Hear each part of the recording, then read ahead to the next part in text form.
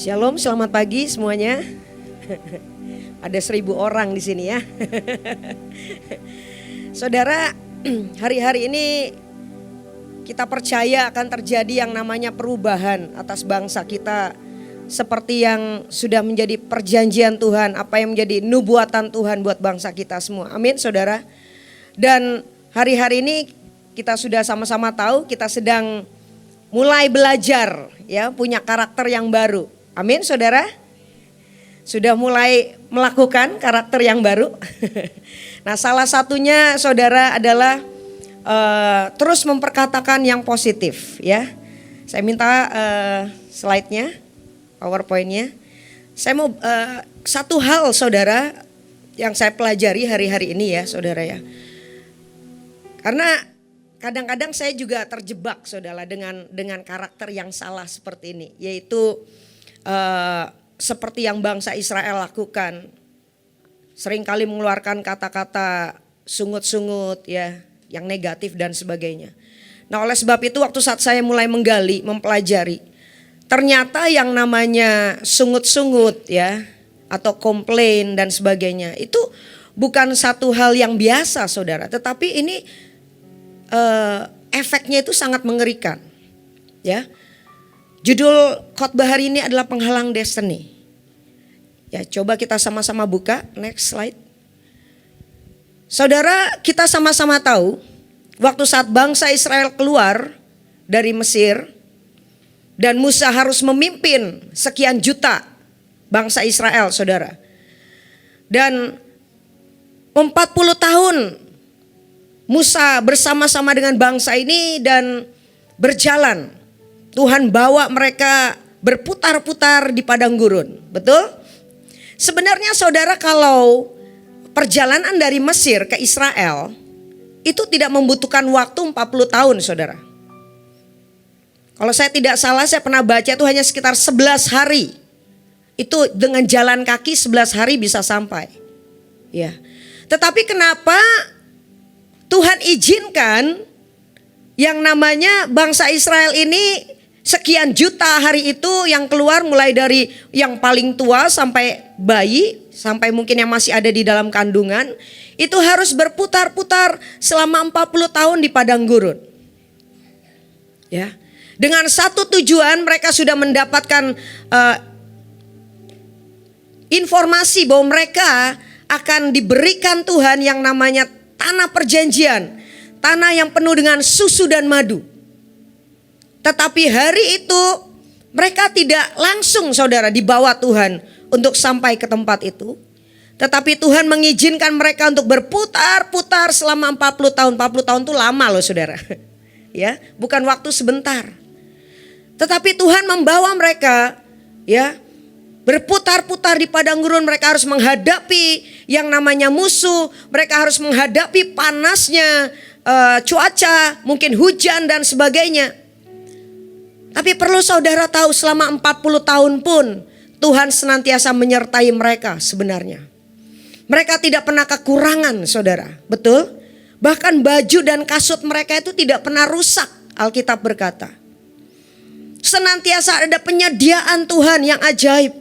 Mereka perlu makan, diberikan mana dari surga.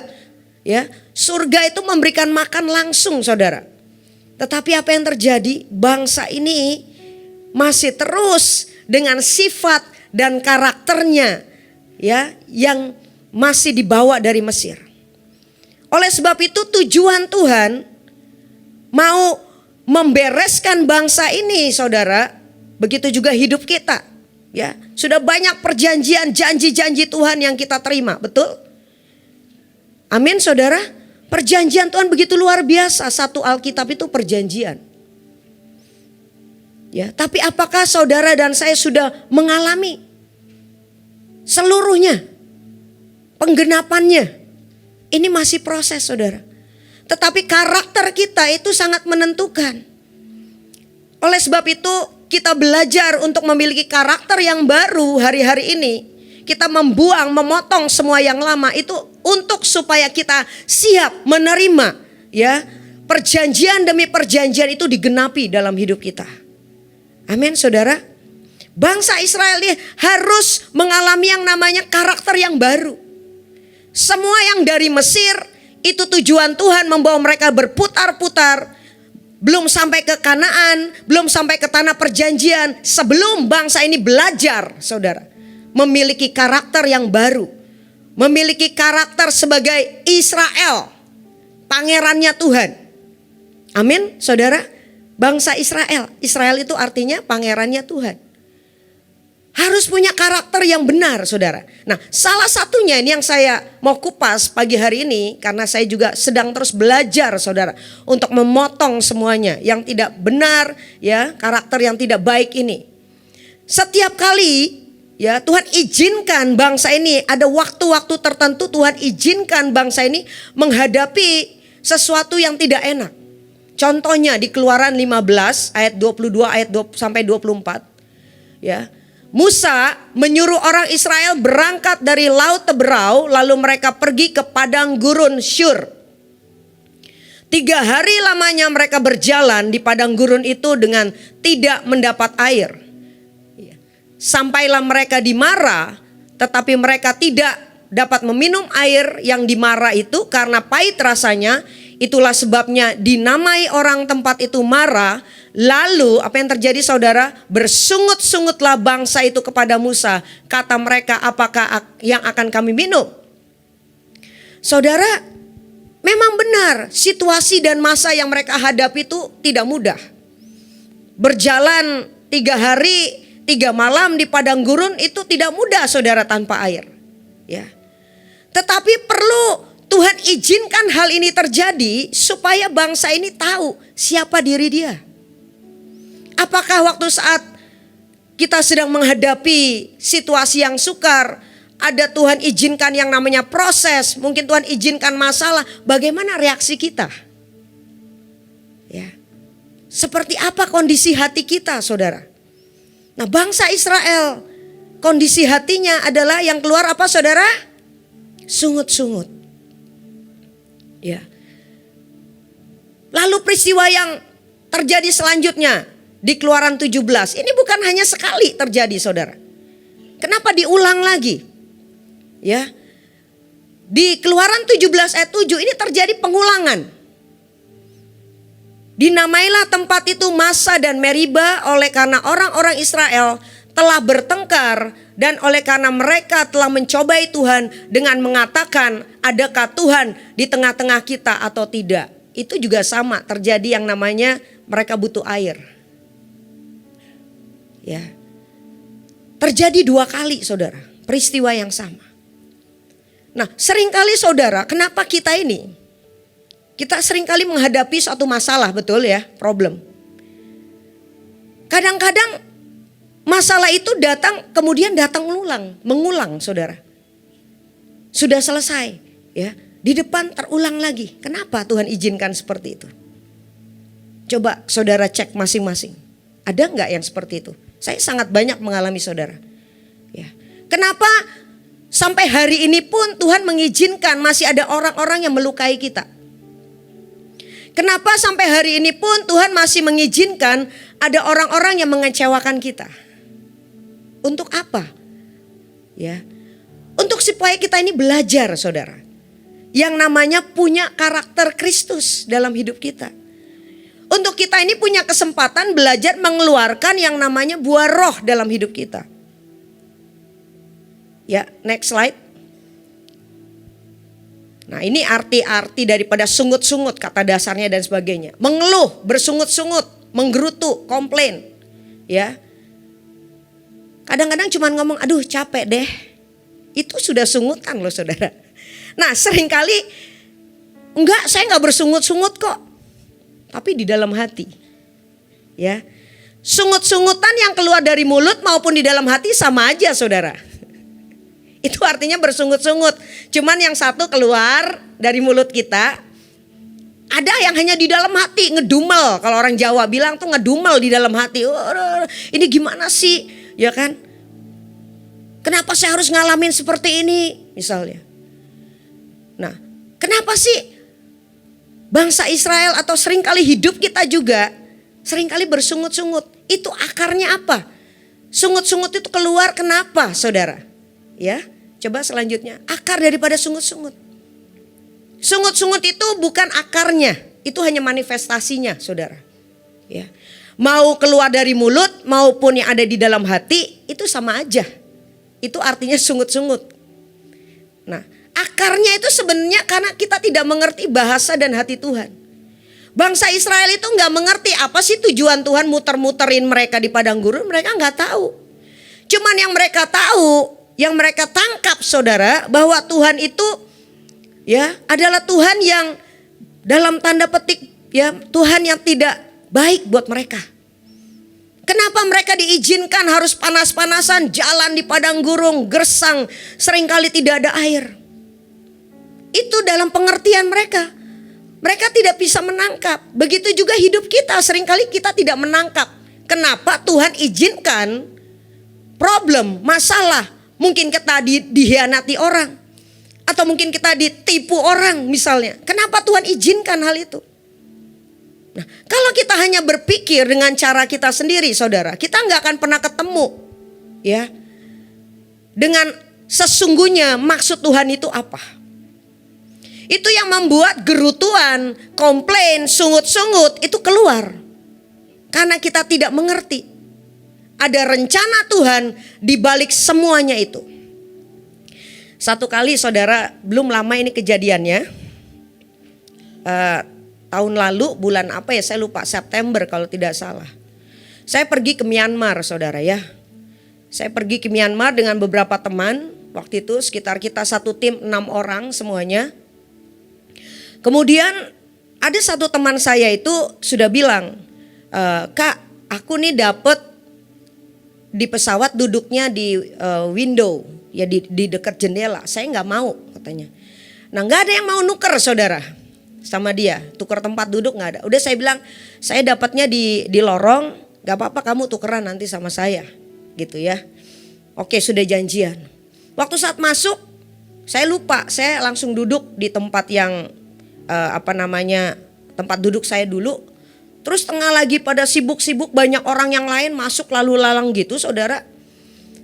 Teman saya ini udah langsung bilang, Kak tukeran sekarang, tukeran, kata dia gitu. Aduh, saya baru masuk, ini paspor segala macam belum diberesin. Ya udahlah, saya langsung blek masukin, saudara ya. Saya seingat saya masukin tuh paspor ke dalam tas. Kemudian saya pindah. Saya pindah sudah sampai sudah mau landing, saudara. Tuhan tuh ingetin di hati, cek paspor. Ya ada suara Roh Kudus mengingatkan saya cek paspor. Tapi saya pikir ada Tuhan, saya langsung jawab ada di dalam tas. Saya sudah masukin ke dalam tas. Udah langsung keluar. Keluar pas di imigrasi, saudara. Saya mau keluarkan paspor saya. Itu sampai di di KL. Jadi kita transit di Kuala Lumpur, saudara ya. Sampai di situ saya cek paspor saya karena mau ke imigrasi kan. Udah pas mana jauh ya. Kalau saudara pernah ke Kuala Lumpur itu airportnya dari satu tempat ke tempat yang lain tuh jauh banget, saudara.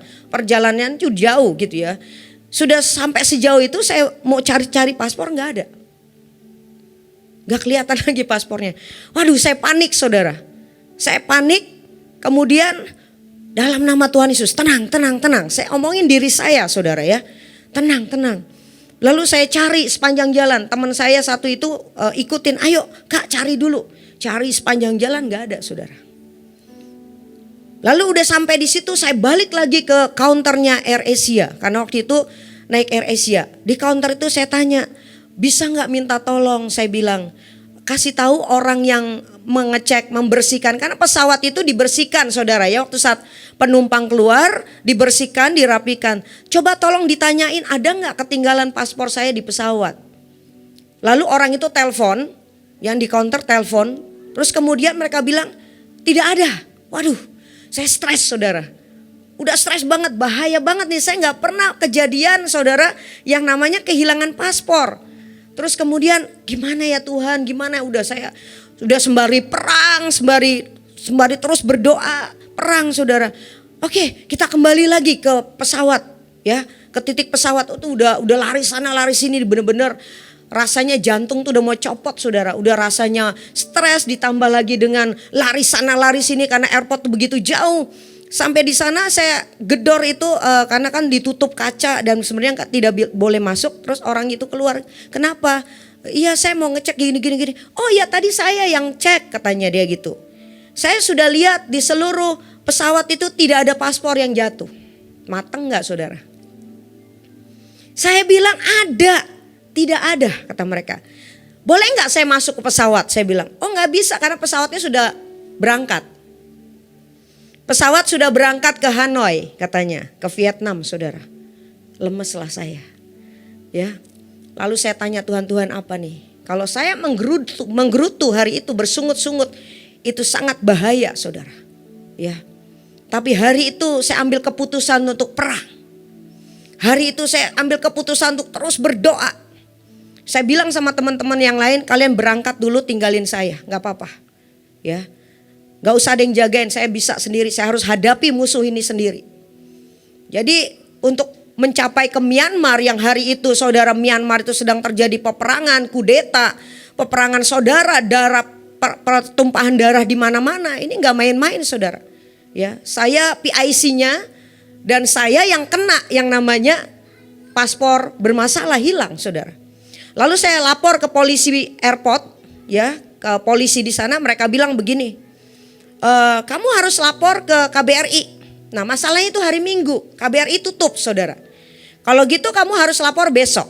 Orang KBRI datang, kemudian bawa kamu pulang. Dia bilang begitu. Saya katakan dalam nama Tuhan Yesus tidak terjadi seperti itu. Ya. Akhirnya saya juga, Tuhan harus apa ini? Saya perang. Tuhan katakan, coba sekarang kamu percaya ya. Paspormu sudah ada, sudah ketemu, itu ada di pesawat. Nah orang itu kan bilang tidak ada saudara. Tapi saya harus belajar percaya sama Tuhan. Bahwa paspor itu ada di pesawat. Ya. Lalu kemudian Tuhan katakan kamu mengucap syukur aja sekarang. Jadi saudara, lawan daripada sungut-sungut itu adalah mengucap syukur. Ya. Saudara harus mengucap syukur di dalam segala hal, Alkitab berkata. Amin. Ya. Di dalam keadaan yang sulit saudara, susah sebenarnya untuk mengucap syukur hari itu. Untuk saya mengeluarkan ucapan syukur itu sebenarnya berat, tapi saya paksa diri saya untuk mengucap syukur karena Tuhan yang suruh. Udah gitu apa yang terjadi? Saya mau keluar beli makan pun gak boleh loh saudara. Tidak bisa karena tidak ada paspor, gak boleh keluar. Akhirnya Tuhan katakan kamu pakai otoritas. Saya ngomong sama itu orang yang di situ, saya mau keluar mau beli makanan. Mana paspornya? Saya cerita paspor saya begini. Terus saya katakan, jadi saya mau pegang kamu apanya? Apa namanya yang jadi bukti? Kalau kamu pergi keluar bagaimana? Katanya si itunya. Saya kasih ID card saya. Boleh pakai ID card? KTP? Boleh. Oke. Akhirnya saya bisa makan saudara. Dari 1 harian tuh belum makan sama sekali. Baru sore itu udah jam 6. Akhirnya saya bilang begini, Tuhan ini gimana? Ngucap syukur terus. Sampai satu titik Tuhan katakan, kamu pergi lagi ke counter AirAsia, kamu bilang sama dia, kalau nanti pesawat itu landing di Vietnam, suruh mereka sekali lagi cek. Ya. Akhirnya apa yang terjadi saudara? Saya ngomong lagi, saya datang ke situ, saya bilang minta tolong untuk sekali lagi cek, ya paspor saya kasih fotokopinya nih seperti ini. Dia bilang oke tunggu ya, sampai nanti jam 6 sore. Itu pesawat baru landing. Nah di situ baru bisa cek semuanya. Akhirnya saya tunggu saudara sampai jam 6. Akhirnya mereka cek. Saya terus berdoa. Saya terus naikkan ucapan syukur. Ucapan syukur itu senjata saudara. Amin. Di masa-masa sulit. Di masa-masa masalah. Begitu menekan setiap kita. Ini waktunya untuk saudara mainkan kecapi ucapan syukur.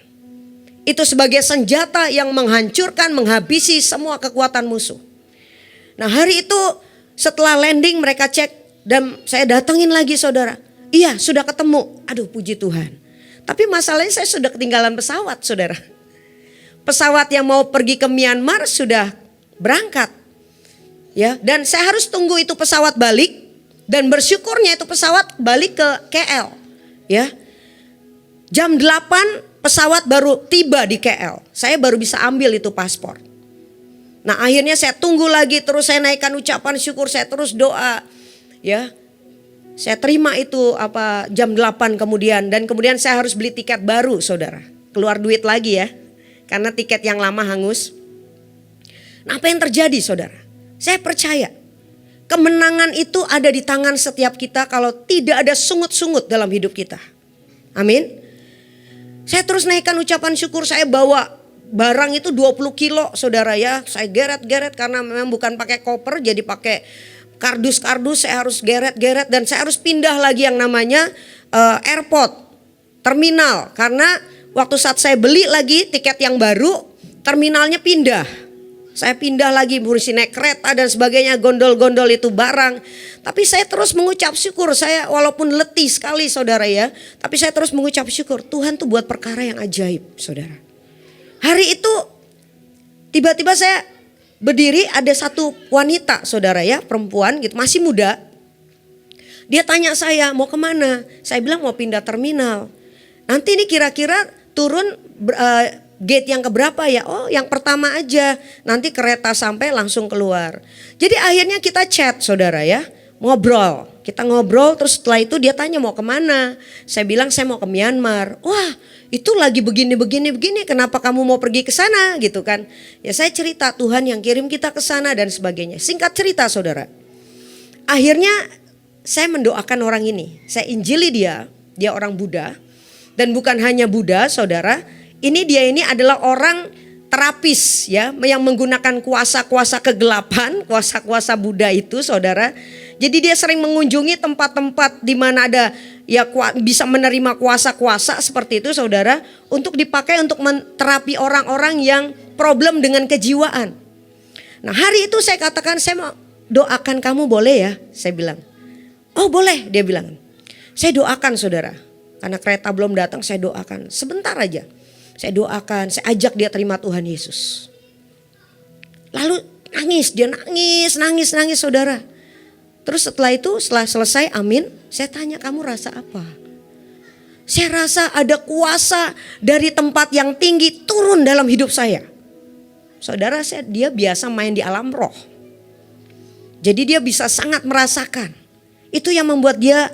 Terus sekarang kamu rasa bagaimana? Saya rasa satu kelegaan, dia bilang. Saya rasa ada satu kebebasan, dia bilang. Apa yang terjadi, saudara? Setelah itu dia berkati saya uang. Ya, dia berkati saya uang, itu cukup, tidak bisa mencukupi untuk total bayar tiket baru, tapi paling tidak setengahnya, saudara, untuk bisa bayar tiket. Ajaib nggak Tuhan? Ya. Jadi saudara, apapun yang sedang kita alami hari-hari ini, jangan sampai kita bersungut-sungut. Potong setiap akar yang namanya ya ketidakpercayaan sama Tuhan. Coba next akar yang tadi. Slide-nya. Nah, ya, kalau kita mengerti bahasa Tuhan, kita mengerti maksud Tuhan, saudara, kita nggak akan pernah merasa marah, kecewa. Ya. Kita belajar untuk seritme menangkap yang tersirat Tuhan, maksudmu apa. Coba saudara bayangkan kalau tadi ya paspor saya tidak hilang, saya nggak akan pernah ketemu dengan satu jiwa itu, saudara. Ya, tapi karena Tuhan buat satu skenario, pakai cara hilang dulu paspor dan sebagainya, sehingga akhirnya saya bisa berjumpa sama orang ini. Sehingga satu jiwa diselamatkan, terima Tuhan Yesus. Dan bahkan saya terima jarahan. Amin, saudara. Jadi kalau kita mengerti maksud Tuhan, jangan dulu cepat-cepat untuk marah. Jangan dulu cepat-cepat untuk bersungut-sungut baik di dalam hati maupun keluar. Jangan cepat-cepat untuk yang namanya menghakimi. Jangan cepat-cepat untuk lakukan hal-hal yang negatif. Tapi belajar untuk Tuhan, maksudmu apa? Ajari aku, maksudmu apa Tuhan? Kenapa engkau izinkan aku harus alami masalah yang sama berulang-ulang? Mungkin kita belum menang, saudara. Seperti bangsa Israel, waktu di masa itu mereka belum menang. Mereka marah, bahkan mereka mau melempari Musa dengan batu, saudara. Maka terjadi lagi masa di Meriba, ya. Kejadian yang di Meriba. Hal yang sama, soal air lagi, air yang pahit. Ya, tidak ada air untuk mereka minum. Jadi kalau masih kita alami problem yang sama, coba saudara tanya Tuhan. Tuhan, kenapa saya masih diizinkan seperti ini? Ajari saya untuk saya menang Tuhan akan masalah ini. Amin. Nah, seringkali yang membuat orang menggerutu, bersungut-sungut, ngedumel saudara, itu karena tidak puas dalam hidupnya. Ada ketidakpuasan, ya, seperti bangsa Israel tidak puas. Kenapa sih harus masuk padang gurun? 40 tahun bukan waktu yang sebentar. Kenapa harus menghadapi yang namanya kehausan? Kenapa harus menghadapi yang namanya masa-masa yang mengerikan, yang sulit? Harus jalan kaki ke sana kemari dan harus sampai ke yang namanya Kanaan. Itu perlu waktu panjang. Ada kepahitan masih ada, saudara. Masih banyak kecewa. Setiap kali mereka marah, mereka selalu, yang namanya setiap kali mereka kecewa, mereka selalu marah pada Musa sama Harun. Marah terus. Ya, itu karakternya orang Israel yang harus dibereskan. Itu semua kemesiran yang harus dicabut. Begitu juga dalam hidup kita. Masih adakah kemesiran, sungut-sungut, kecewa, kemarahan, ya, dalam hidup kita yang membuat berkat itu juga tidak bisa turun, saudara. Ya. Waktu saat kita menghadapi memang tidak mudah untuk mengucap syukur. Alkitab katakan untuk bersukacita senantiasa. Mudah gak saudara untuk bersukacita dalam keadaan stres, dalam keadaan banyak masalah? Apakah mudah atau tidak mudah untuk bersukacita? Susah ya, betul gak? Tapi waktu saat kita lakukan, itu kita sedang menghabisi semua kekuatan musuh. Jadi saudara berperang itu bukan hanya tengkang-tengking saudara. Dalam nama Tuhan Yesus, hancurkan semua. Ada cara berperang yang iblis tidak punya. Mengucap syukur iblis tidak punya, saudara. Ya. Menaikkan kata-kata ucapan syukur, cinta, iblis tidak punya. Itu yang membuat iblis mati kutu, dihabisi, saudara. Amin. Mengampuni iblis tidak punya. Waktu saat ada orang-orang yang menyakiti kita, waktunya untuk kita belajar mengucap syukur dan mengampuni. Terima kasih Tuhan, Engkau izinkan masalah ini terjadi. Terima kasih Tuhan. Ya mungkin yang saya sampaikan ini hal sederhana. Tetapi apakah ini sudah kita menjadi gaya hidup buat hidup kita? Ya, apakah ini sudah menjadi habit? Sudah menjadi sifat kita, saudara? Yang namanya murah hati, memberikan pengampunan, menaikkan ucapan syukur waktu saat-saat yang sulit. Waktu saat-saat di masa-masa di mana kita menghadapi masalah, saudara. Ya, akar daripada sungut-sungut itu ketidakpercayaan. Coba dicek masing-masing. Waktu saat mungkin nih beras sulit ya. Kelangkaan beras di mana-mana. Apakah kita masih tetap naikkan ucapan syukur? Bahwa Indonesia kita percaya tetap ada di dalam kendali dan tangan Tuhan yang sempurna. Bahwa Indonesia punya destiny yang namanya memberi makan bangsa-bangsa. Apakah kita masih tetap percaya? Dengan situasi yang kita lihat hari-hari ini, ya, stok beras semakin sedikit dan sebagainya, harga beras makin melambung. Apakah kita masih tetap percaya bahwa kita suatu hari akan menjadi bangsa yang akan memberi makan dunia? Atau kita sudah mulai berkurang percaya? Masa sih Tuhan? Bagaimana mungkin? Ya, saudara, saya mau katakan yang namanya 5 roti 2 ikan itu masih bisa terjadi sampai hari ini. Mujizat Tuhan itu masih bisa terjadi sampai hari ini. Berapa waktu yang lalu, waktu saat COVID terjadi, saudara. Ya, kita memberi yang namanya beras keliling. Saya sampai ke yang namanya pelacuran-pelacuran, saudara, di daerah Kerawang. Saya datengin setiap tempat-tempat daerah Kerawang itu penuh dengan pelacuran. Dan mereka dalam keadaan susah, saudara. Ya, karena COVID tidak ada pelanggan. Tapi hari itu kita masuk dan kita buat satu acara di sana ya. Kita mendoakan mereka. Kita berbagi sama mereka. Kita bawa mereka untuk alami kasihnya Tuhan. Lawatan terjadi di pelacuran, saudara. Ya, pertama saya kumpulkan germok-germoknya. Mungkin hari itu sekitar ada 20-30 orang di satu tempat, saudara. Saya katakan apa yang saya khotbahkan sama mereka. Saya bicara tentang akhir zaman. Bahwa ada masa-masa yang ke depan yang sangat sulit. Maka itu Bapak Ibu harus sungguh-sungguh hatinya ini tertuju sama Tuhan. Kita beri beras sama mereka. Kemudian next time-nya saya katakan boleh gak dikumpulkan mbak-mbaknya. Mereka bilang boleh. Kita kumpulkan lagi. Di tempat itu ada lagi tempat-tempat yang lain sangat banyak, saudara. Hari-hari itu. Oleh sebab itu masa-masa sulit, saudara, ini waktunya untuk saudara dan saya tidak terpuruk dan meratapi kesulitan. Tetapi ini waktunya untuk saudara dan saya bangkit dan menjadi terang. Amin. Menjadi berkat buat banyak orang. Ini waktunya, waktu saat masa-masa kelaparan seperti Yusuf. Orang mencari Yusuf untuk apa? Mendapatkan makanan, saudara. Jadi bukan malah kita sama-sama meratapi yang namanya harga naik dan sebagainya. Tetapi kita harus membawa solusi. Kita membawa jawaban buat banyak orang yang membutuhkan. Amin.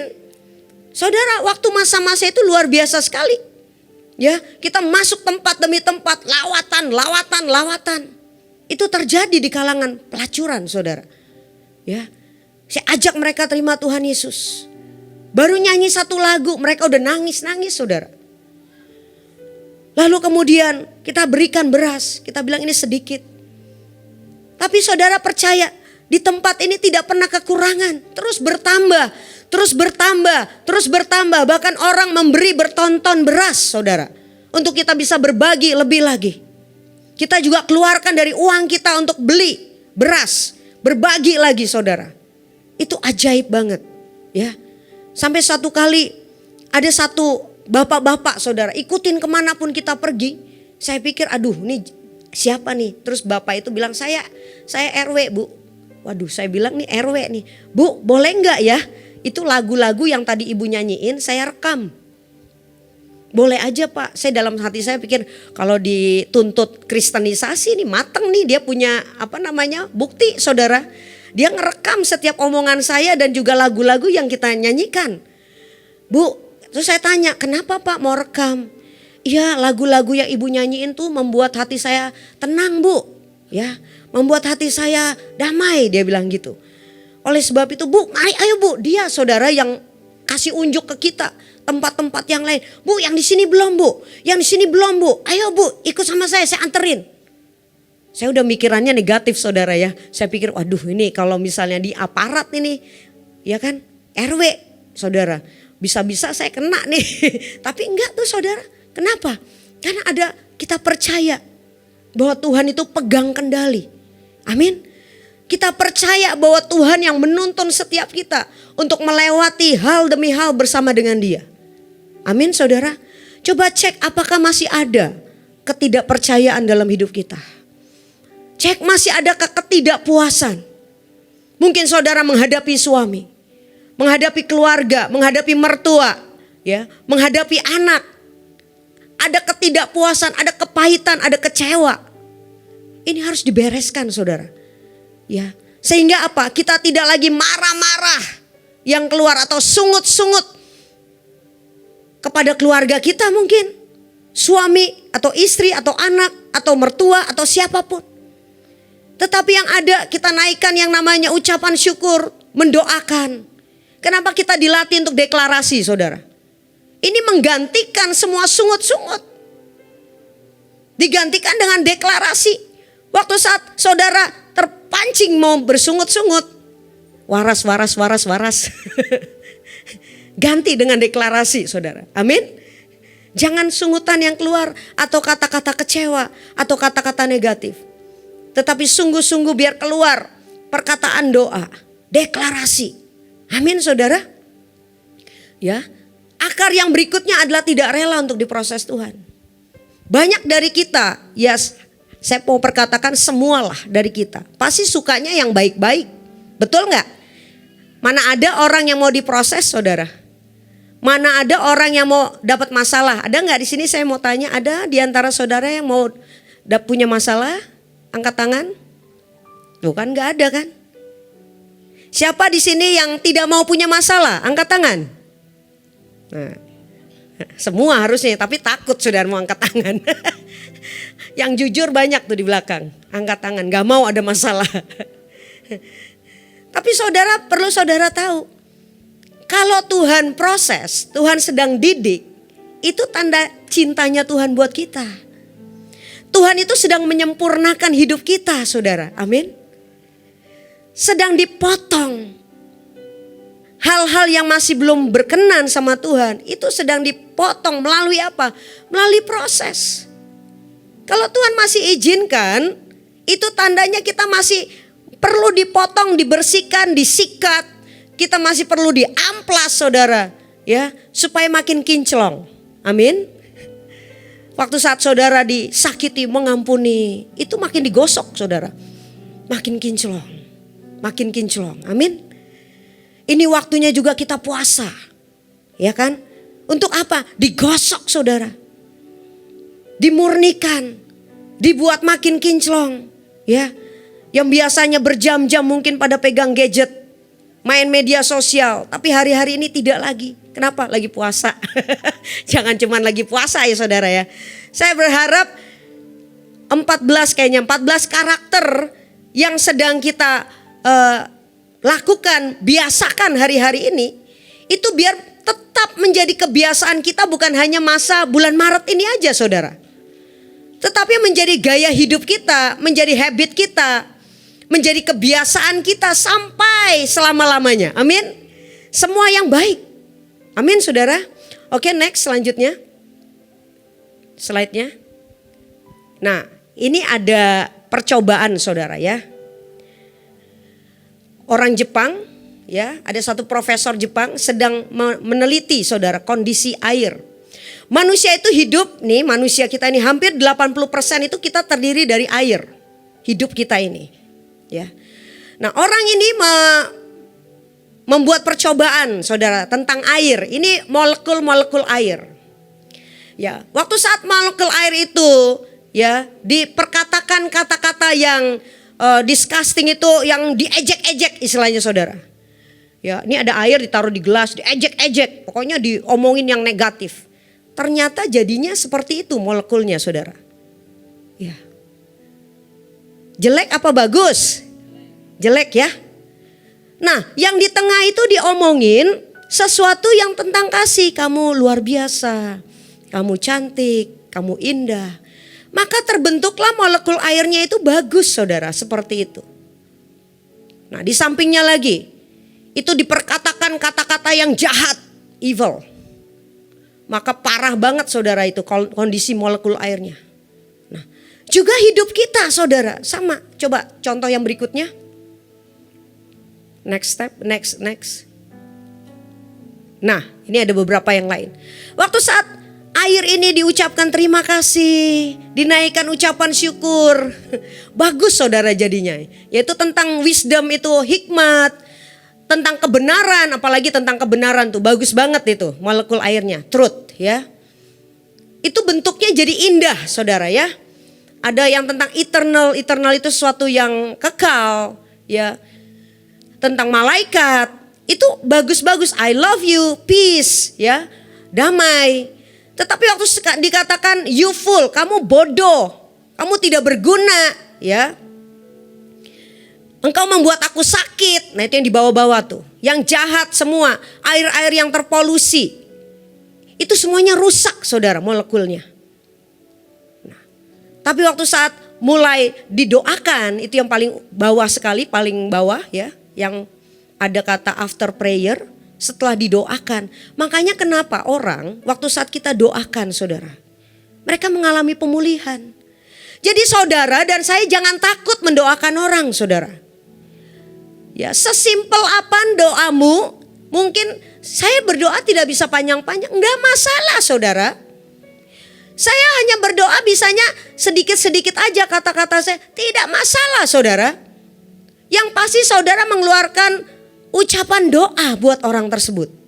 Ada kata-kata ucapan syukur mungkin yang keluar dari hidup kita. Maka saudara, hidup kita pun molekul-molekul air yang ada di dalam hidup kita ini menjadi baik, menjadi indah. Maka tidak ada sakit penyakit yang bisa nempel dalam hidup kita. Amin. Tetapi kalau perkataan mengejek yang tidak baik, sungut-sungut, negatif, ngedumel, maka seluruh tubuh kita ini akan bereaksi ke arah yang jelek, saudara. Maka molekul-molekul air yang ada di dalam hidup kita ini akan berubah menjadi rusak. Begitu juga orang yang mendengar kata-kata tersebut. Kalau orang yang mendengar kata-kata dari kita adalah kata-kata yang baik, yang membangun, maka yang keluar orang itu akan mengalami, aku suka loh ya sama ibu itu. Karena kalau aku dekat dia termotivasi. Ya. Tapi kalau sebaliknya saudara, ya kata-kata yang keluar dari hidup kita adalah yang tidak baik, mengutuki, memaki misalnya. Kata-kata negatif, menjelekkan dan sebagainya. Maka molekul yang keluar yang terjadi di dalam tubuh kita maupun orang tersebut rusak. Maka apa yang terjadi saudara? Pernah ada satu juga penelitian, ada satu profesor di Amerika saudara. Dia tes 2 orang. Ada 2 orang laki-laki ya.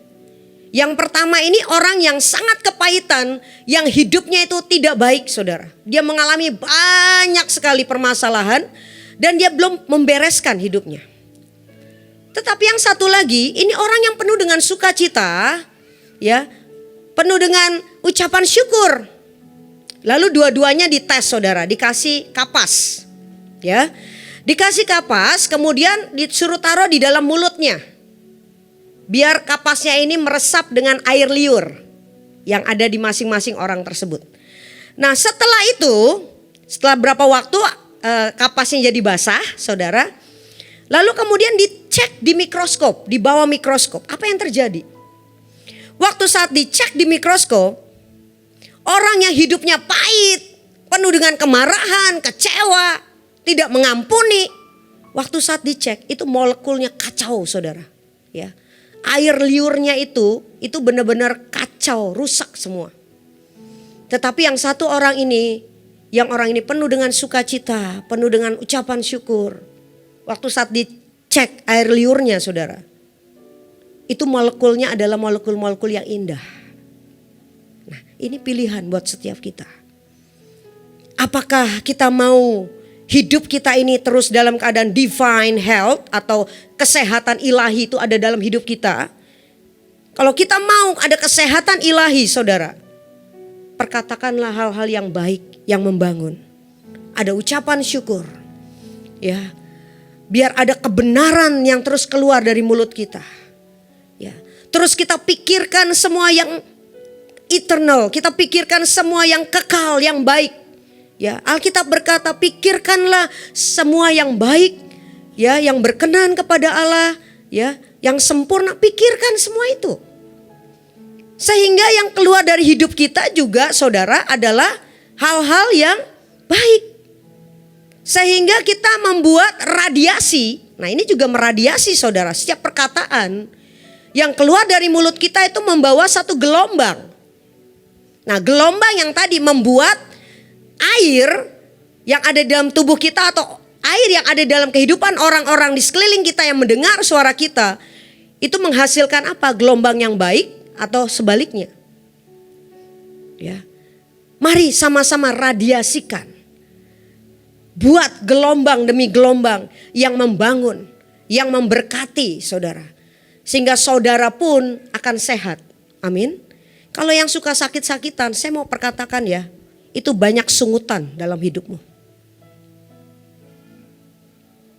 Bertobat saudara. Bukan karena faktor umur, saya sudah tua, saya sudah umur sekian, sehingga muncul sakit penyakit di tulang. Ya.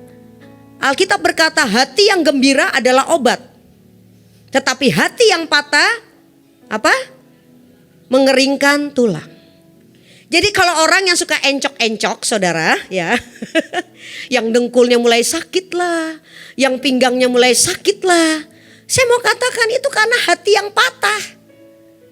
Karena molekul-molekul air dalam hidupnya itu kacau. Karena suara-suara yang dia dengar atau yang dia hasilkan itu suara-suara sungut-sungut. Suara-suara yang negatif. Tetapi kalau ada ucapan syukur, ada hati yang gembira, ada kata-kata yang terus keluar adalah kata-kata yang baik, yang membangun kebenaran, ucapan syukur, cinta, kasih. Saya percaya saudara, ya, itu akan membuat saudara juga sehat dan orang-orang sekeliling saudara juga yang mendengarnya gak sakit kuping saudara. Ya, pernah gak orang kalau kita, ya saya sendiri secara pribadi, kalau saya lihat ada orang yang dikit-dikit ngomongnya negatif saudara, saya akan kabur dari orang itu. Saya gak tahan. Mendingan saya kabur duluan dah, saya mendingan menghindar deh. Saya percaya saudara juga sama, benar? Ada yang senang duduk sama orang yang terus bersungut-sungut setiap waktu. Ada yang tahan? Gak tahan saudara. Ya, Alkitab berkata orang benar itu tidak akan pernah tahan duduk di lingkungan orang fasik. Amin. Gak bisa. Kenapa? Molekul dalam kita ini tidak bisa saudara. Terjadi sesuatu yang gak bisa deh. Mendingan kabur aja. Amin saudara. Ya, ini waktunya saudara dan saya terus alirkan gelombang. Habisi semua yang namanya negatif, kecewa, sakit hati, sungut-sungut dalam hidup kita. Ingat saudara, waktu saat mulai mungkin di hati sudah mulai muncul, langsung omongin dalam nama Tuhan Yesus. Aku cabut setiap sungut-sungut, ngedumel, apapun kecewa, ketidakpuasan, cabut dalam nama Tuhan Yesus. Dan mulai saudara doakan. Ya, kalau mungkin itu orang yang mengecewakan saudara, doakan. Ya, mungkin orang-orang di sekeliling saudara, mungkin anak buah atau siapalah, ya, sekeliling teman atau siapa keluarga, doakan saudara. Amin. Supaya terjadi perubahan molekul air dalam hidup mereka, sehingga ada kehidupan, ada kebenaran, ya, ada kesehatan. Amin. Lanjut. Next. Nah, akibatnya sungut-sungut. Saya pikir tadinya sungut-sungut itu dosa yang biasa-biasa saudara. Ternyata waktu saat saya gali firman, ini mengerikan saudara. Ya, di 1 Korintus 10 ayat 5. Saudara bisa baca nanti. Ya. Orang itu tidak bisa sampai kepada destiny atau garis akhir. Sama seperti peristiwa orang Israel sekian juta. Alkitab berkata sebagian besar mereka dibinasakan oleh malaikat maut. Itu di 1 Korintus 10 ayat 10. Sebagian besar bangsa Israel itu mati di padang gurun. Ya, semua orang yang lahir di Mesir, saudara. Tetapi hanya orang-orang yang lahir di padang gurun yang mereka tidak membawa karakter Mesir. Mereka yang mau terus dipulihkan hidupnya, itu sampai kepada Kanaan. Ya. Yang lahir di Mesir, yang sampai di Kanaan itu hanya Joshua dan Kaleb. Yang lainnya habis saudara di padang gurun. Saya mau katakan yang namanya sungut-sungut, yang namanya ngedumel, yang namanya kecewa, kemarahan, itu mengerjakan segala sesuatu yang sangat merugikan, bahkan mengerikan dalam hidup kita saudara. Akibatnya itu maut loh saudara. Masa sih bersungut-sungut doang? Karena bersungut-sungut itu hanya manifestasi saudara. Itu asalnya dari kecewa, dari kemarahan, dari ketidakpuasan, ketidakpercayaan. Sehingga muncullah sungut-sungut. Dan di dalam hati pun itu juga sungut-sungut. Saat saudara merasa, kok hidupku kayak gini ya?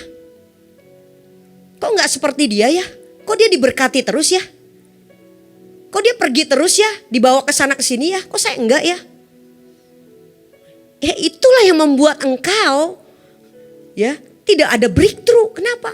Ada sungut-sungut dalam hidupmu. Bereskan saudara. Nah, Alkitab berkata di Filipi 2 ayat 14 sampai 15, orang yang bersungut-sungut itu beraib dan bernoda. Ngeri saudara. Jadi pastikanlah setiap kita masing-masing, jangan sampai ada sungut-sungut ya yang keluar dari even di dalam hati kita. Bahkan hanya berbicara di hati itu gak bisa, saudara. Sama-sama belajar, amin. Saya pun harus belajar, saudara. Ya, ini karena saya belajar makanya saya mencari. Lalu kemudian Yakobus 5 ayat 9 dikatakan orang yang bersungut-sungut itu dihukum. Hukumannya apa? Ya banyak hal, saudara. Mungkin tidak diberkati hidupnya. Muncul sakit penyakit karena sungut-sungut. Hidup dalam kelemahan. Padahal Alkitab berkata, ya, orang yang percaya kepada Tuhan, tanda-tanda ini menyertai setiap orang yang percaya. Bahkan dia mengusir setan, ya, menumpangkan tangan atas orang sakit sembuh. Ya, amin, saudara. Yang menumpangkan tangan mendoakan orang sakit itu bukan hanya pastor, hanya pemimpin-pemimpin, saudara dan saya harus mengerjakan semua ini. Kalau kita adalah orang-orang percaya, maka tanda-tanda ini menyertai setiap kita, saudara. Amin. Saudara lihat kenapa dukun-dukun pun pakai air. Waktu saat ngobatin orang, dimantra dulu airnya, betul? Dimantra, puah-puah misalnya, minum. Diminum, saudara. Ya, jadi karena itu berbicara yang namanya perkataan. Ya dia dari sisi yang jahat, saudara. Setiap kita ini kalau kita adalah orang percaya, Alkitab berkata tanda-tanda ini menyertai setiap orang percaya. Apa tandanya? Mengusir setan demi namaku. Amin. Berbahasa yang baru, menumpangkan tangan atas orang sakit sembuh. Saudara, kalau saya pemuritan, saya banyak pemuritan di Kalimantan Barat, di Malaysia, di bangsa-bangsa seperti itu ya, karena bagian kita di UBB. Itu saya harus memastikan, saudara, bahwa orang-orang yang kita muridkan itu benar-benar ada terobosan dalam hidup mereka. Nah, satu kali, saudara, ada salah satu orang pemimpin di salah satu pasukan yang ada di Sarawak, Malaysia. Tiba-tiba dia telepon saya. Dia telepon saya terus ketakutan. Ibu Mika, tolong saya. Tunggu. Saya bilang, kamu kenapa? Saya bilang gitu. Dia foto, saudara. Dia kasih video. Di belakang dia ada satu orang ibu, orang gila, telanjang bulat, saudara. Masuk ke mobil dia. Ceritanya saat itu dia itu mobil lagi traffic, lagi macet, saudara. Jalanan di sana macet. Dia pakai mobil itu yang tidak kunci otomatis. Jadi dia dengan anaknya sedang habis doa keliling ceritanya. Habis doling, saudara. Tiba-tiba pintu dia dibuka, orang itu masuk, duduk, saudara. Terus karena dia terus berdoa, terus dia udah bingung, dia bilang dia juga udah saking ketakutan, dia bilang. Dia terus berdoa sembari takut, saudara. Terus dia telepon saya, dia inget nomor saya, dia telepon. Dia kasih lihat, itu benar-benar telanjang bulat, saudara. Terus saya harus apa? Tenang, saya bilang. Kamu gak usah takut. Kamu menepi sebentar, saya bilang. Ya, kamu menepi, kamu bawa minyak kan? Ada, doain dia, saya bilang. Orang itu, saudara, selama di bawah perjalanan, karena dia masih dalam tengah kebingungan, itu tidur. Si orang gila ini. Saudara perlu tahu ya. Orang kalau gila itu susah tidur, saudara. Mereka perlu yang namanya minum obat penenang supaya bisa tidur. Kalau sampai orang gila itu bisa tidur di dalam mobil orang ini, berarti ada satu gelombang yang ada di mobil itu, saudara. Karena ini orang ini kan lagi tengah memuji Tuhan, menyembah Tuhan dan berdoa. Itu yang membuat ada ketenangan dalam hidup orang gila itu sehingga tertidur, saudara. Padahal cuma sebentar aja. Terus saya katakan, coba kamu menepi sebentar. Kamu ambil minyak, doakan. Saya tuntun dia, ayo doakan. Setelah didoakan, dibangunin tuh seperti gak bisa bangun, saudara. Nyenyak tidurnya, nyenyak banget. Karena dia mengalami damai sejahtera yang ajaib, saudara. Mungkin masuk ke dalam mobil itu ada gelombang damai sejahtera, gelombang cinta, ya yang dia bisa rasa. Akhirnya apa yang terjadi setelah didoakan? Terus dia bingung, saya tanya dia, kamu punya bawa baju enggak untuk kasih dia? Kita enggak ada bawa baju, ini soalnya kita habis doling. Duh gimana ya saya bilang. Saya bilang kamu ini sudah waktunya, ini tanda loh dari Tuhan saya bilang. Ini tanda dari Tuhan untuk kalian tuh sudah harus punya tempat untuk bisa tampung nih orang-orang gila. Karena di Sarawak itu banyak orang gila saudara. Banyak sekali. Setiap kali saya jalan ke sana sini pasti saya lihat itu beberapa orang. Ini udah waktunya loh, ini Tuhan berbicara loh sama kamu nih saya bilang. Waktunya untuk kamu tuh buka satu pelayanan yang menampung mereka. Kalau kayak gini kamu lepasin lagi kan kasihan saya bilang.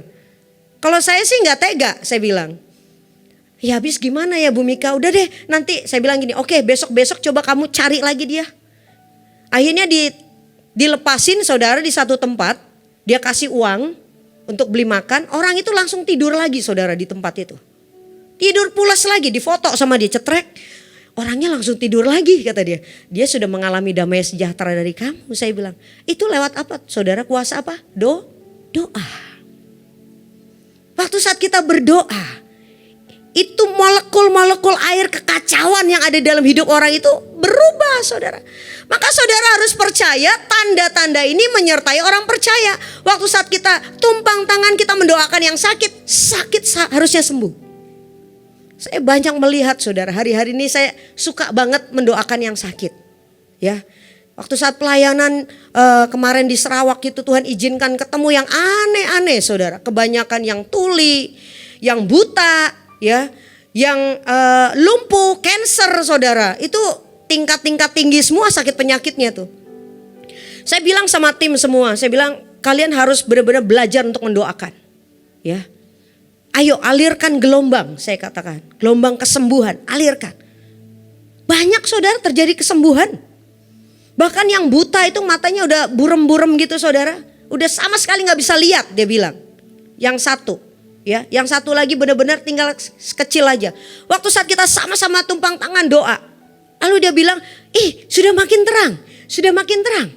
Saya bilang kamu terus berdoa. Sampai kamu bisa melihat dengan jelas. Kemarin ada satu orang lagi saudara ya. Itu dia udah cancer stadium 4. Berdiri aja udah gak mampu saudara. Jadi duduk terus. Perutnya ini sudah besar. Kita doakan sama-sama. Apa yang terjadi? Tadinya berdiri aja gak kuat. Dia sudah bisa lari saudara. Jadi percaya bahwa tanda-tanda ini lewat apa? Lewat ucapan saudara dan saya. Ucapan iman. Ya. Kata-kata yang membangun, kata-kata yang mengalirkan kesembuhan. Sehingga molekul-molekul yang sekacau apapun pasti akan mengalami perubahan dalam hidup orang tersebut. Amin. Ya, jangan biarkan ada sungut-sungut, kecewa dan sebagainya. Lanjut. Ini lawannya daripada sungut-sungut, kita harus minta roh pengertian saudara. Minta Tuhan, kalau engkau izinkan ini terjadi, apa yang aku harus belajar. Ya. Kalau saudara menghadapi masalah, apapun tanya Tuhan, Tuhan apa yang aku harus belajar? Engkau sedang didik aku apa Tuhan? Tolong aku. Dan percaya bahwa kalau Tuhan izinkan saudara alami, itu baik. Amin. Seperti Daud berkata, tertindas itu baik bagiku supaya aku mengerti jalan-jalan-Mu Tuhan. Ini aneh ya, kok tertindas baik? Tapi kalau orang mengerti jalan-jalannya Tuhan, santai aja. Ditindas bagaimanapun santai saudara. Kenapa? Karena tahu ada jalan-jalan Tuhan yang ajaib. Kalau kita mau sepakat berjalan dengan Tuhan, ditindas pun no problem saudara. Ya, Yusuf harus masuk ke dalam penjara. Itulah jalan supaya Yusuf bisa sampai ke istana saudara. Amin. Ya. Bereskan setiap kecewa, luka dan kepahitan. Kalau masih ada dalam hidupmu, ya, kecewa.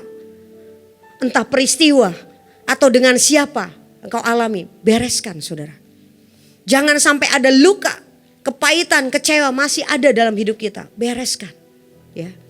Saudara, ini sangat ciri-ciri ya, orang kecewa, luka dan kepahitan itu gampang bersungut-sungut. Sangat mudah. Ya, marah, sangat mudah bersungut-sungut, itu tandanya masih ada kecewa, masih ada luka, masih ada kepahitan. Itu akarnya harus dicabut. Ya. Belajar untuk memilih bersukacita. Kenapa? Karena sukacita itu obat. Karena sukacita itu perintahnya Tuhan, bersukacitalah senantiasa. Ya. Firman Tuhan berkata bersukacitalah senantiasa. Tuhan gak perintahkan kita waktu saat kita senang baru bersukacita. Tapi belajar waktu saat-saat tidak senang, waktu kondisi tidak baik, kita mau ambil keputusan. Tuhan, aku tetap mau bersyukur, aku mau tetap sabar, aku mau tetap bersukacita. Amin, saudara. Yuk kita mau tutup mata sebentar.